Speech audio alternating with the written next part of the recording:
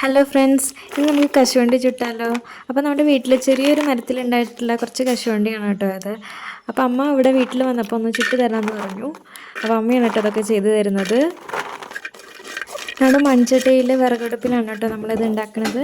അപ്പോൾ അതിൻ്റെ പ്രോസസ്സൊക്കെ നിങ്ങളൊന്ന് കണ്ടു നോക്കൂ. കുറച്ച് നേരം കൊണ്ട് തന്നെ അതിൻ്റെ ഉള്ളിൽ നിന്ന് പശയൊക്കെ നന്നായിട്ട് ഇറങ്ങി വരും. അപ്പോൾ നമുക്ക് അതിൻ്റെ സൗണ്ടൊക്കെ കേൾക്കാം കേട്ടോ. പശ മാത്രമല്ല, അതുപോലെ നല്ല പുകയൊക്കെ വരും. പൊട്ടിത്തെറിക്കാനുള്ള ചാൻസും ഒരുപാടുണ്ട്. അപ്പോൾ കുറച്ച് അകലെ നിന്നിട്ട് വേണം കേട്ടോ അതൊക്കെ ചെയ്യാനായിട്ട്.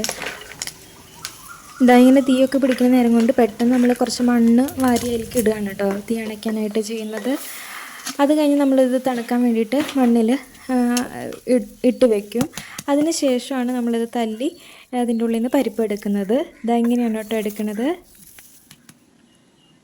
അപ്പോൾ നമ്മുടെ അണ്ടിപ്പരിപ്പ് തയ്യാറായിട്ടുണ്ട്.